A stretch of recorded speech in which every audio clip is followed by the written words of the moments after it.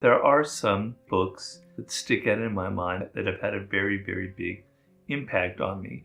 And so I like to answer that question by not the 3 greatest books ever, but the 3 books that have had the most impact on my life.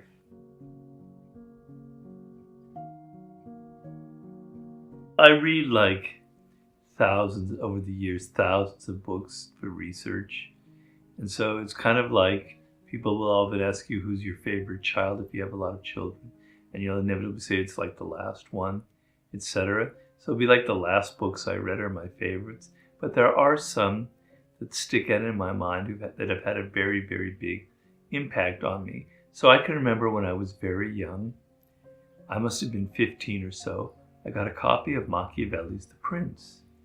Now I can assure you that I hardly understood a word of it. I had never worked anywhere. I had no knowledge of power. I had never been in like a court-like environment. I'd never been around anybody that did like a prince or anything. But I loved that book. I thought it was fantastic. It had no relevance to my life in high school, obviously. But what did I love about it? I loved the brutal realism of it. I loved the fact that he was looking at human beings as if we are these animals that we are. And he was analyzing it without all the usual guilt, all the usual moralism that's going on in the world. He was just presenting us as we are. I didn't really understand experientially what he was talking about, but the style of it, the clarity, the pragmatism, the beautiful language entranced me. And so I've probably read that book 6 or 7 times over the years in different formats. But that paperback, that really strange little spindly little tiny little paperback that I had when I was 15, boy, that had a huge impact on me. And you can see obviously the influence on my books. The second book, I studied ancient Greek in college. And you'll think, God, that has to be the most irrelevant subject anyone could ever study in university. And you're probably right. But it taught me some great things. It's the ultimate mental discipline. And I remember when I was in my second year, I believe, we were given Thucydides, we call it Thucydides, History of the Peloponnesian War. It took me 3 days to read one paragraph in ancient Greek. The language was so difficult, so weird. I had to think about each word and sentence, etc.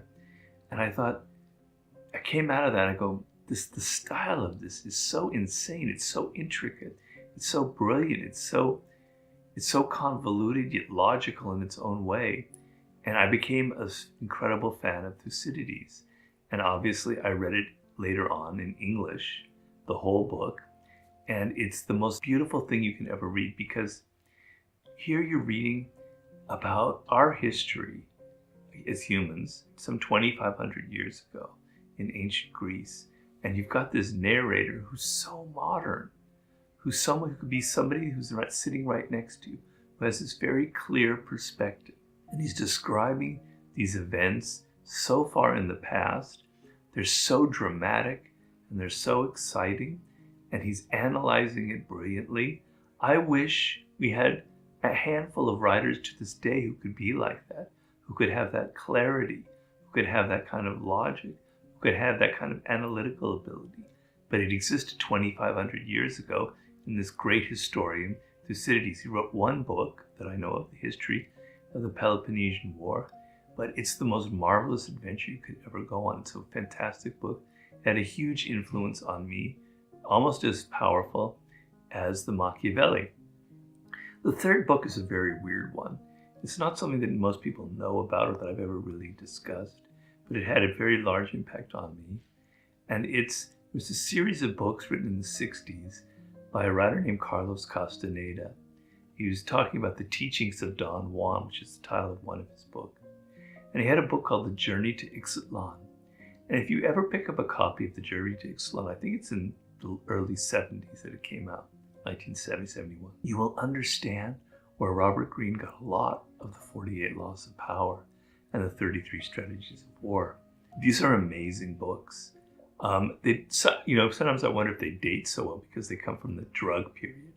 And basically what it's about is the author is an anthropology student at UCLA named Carlos Castaneda, and he goes to study indigenous Indian practices. And he comes upon this Yaqui Indian named Don Juan, who kind of initiates him in all of the ways of his indigenous culture.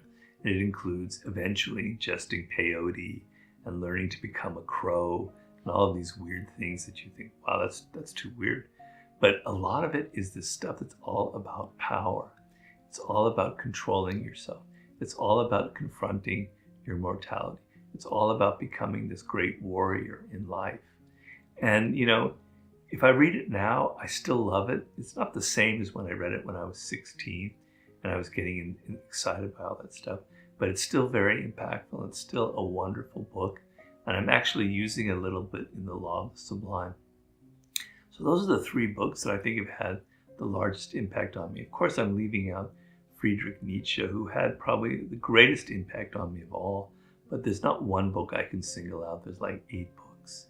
And then, of course, there's my favorite novelist, Dostoevsky, who had a huge impact on me.